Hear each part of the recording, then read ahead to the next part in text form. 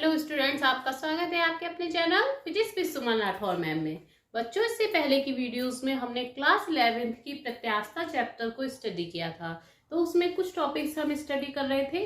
Next topic उसमें है आपका दृढ़ता गुणांक, मॉडुलस ऑफ रिजिडिटी। ठीक है, मॉडुलस ऑफ रिजिडिटी क्या होता है?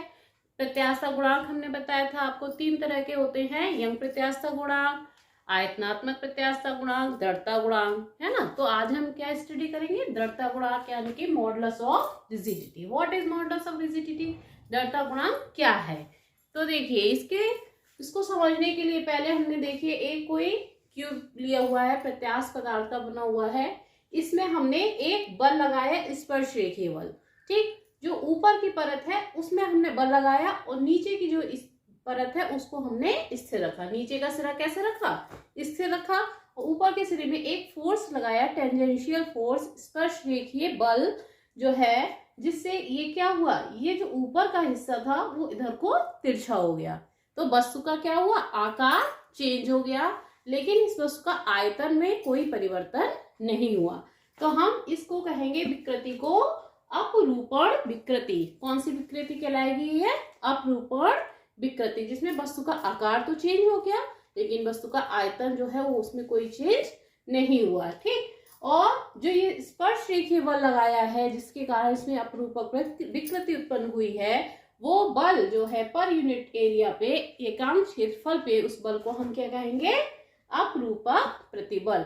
वो बल कौन सा कहलाएगा? अपरूपक प्रतिबल। और इस वस्तु के आकार में जो परिवर्तन हुआ वो अपरूपण विकृति कहलाएगी। वस्तु के आयतन में कोई परिवर्तन नहीं है लेकिन आकार में चेंज आ गया है।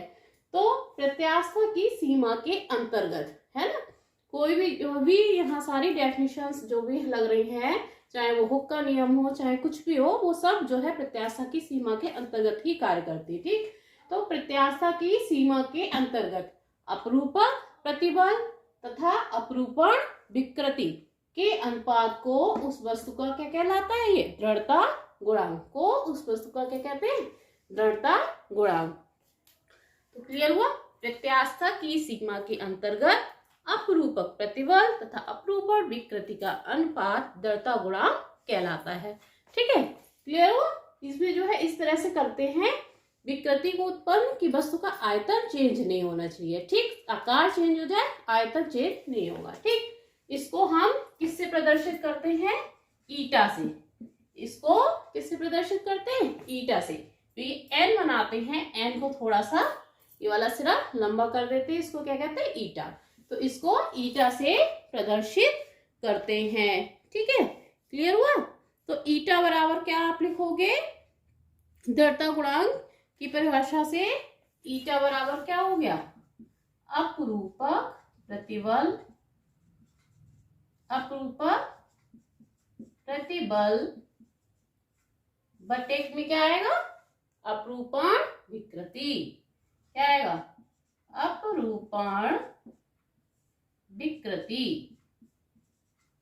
ठीक, और इसका मात्रक क्या होगा? विकृति का कोई मात्रक नहीं होता, प्रतिबल का मात्रक क्या होता है? न्यूटन प्रति मीटर स्क्वायर। तो दृढ़ता गुणांक का भी मात्रक क्या हो जाएगा? न्यूटन प्रति मीटर स्क्वायर। और विकृति विमाहीन है, तो जो प्रतिबल की विकृति है वही ईटा यानी दृढ़ता गुणांक की विकृति वो विमा हो जाएगी। तो इसका विमा क्या हो जाएगी? इसकी विमी सूत्र, इसका क्या हो जाएगा? m l-1 t-2। ये तो याद हो गया होगा, है ना। जो यही प्रतिबल का है, यही प्रत्यास्थता गुणांक का है, यही दृढ़ता गुणांक का विमीय सूत्र है। ठीक है, तो जो है अब यहाँ पे प्रतिबल, अपरूपक प्रतिबल कितना होगा? यूनिट एरिया पे जो बल लग रहा है, जो F है पर यूनिट एरिया पे, यानी कि F बटे A। इसको हम किससे लिखेंगे? F बटे A, force per unit area, tangential force, स्पर्श रेखीय बल एकांक क्षेत्रफल पे जो लग रहा है वो क्या कहलाएगा? अपरूपक प्रतिबल। और अपरूपण विकृति को हम लिखते हैं थीटा से। किससे लिखते हैं? थीटा से। अपरूपण विकृति इसको थीटा से लिखा जाता है। तो ईटा बराबर आपका फॉर्मूला बन जाएगा क्या? F बटे A थीटा। ठीक, ये आपका जड़ता गुणांक का फॉर्मूला निकल के आ गया, एफ बराबर ईटा बराबर एफ बटे ए इंटू थीटा।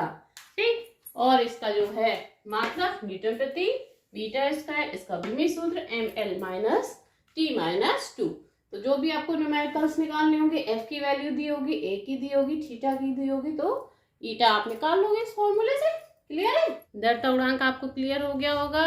और अगर आप चैनल पे नए हैं तो चैनल को सब्सक्राइब कर लीजिएगा। इसी तरह से जो है नेक्स्ट टॉपिक हम अगली वीडियो में लाएंगे। Thank you.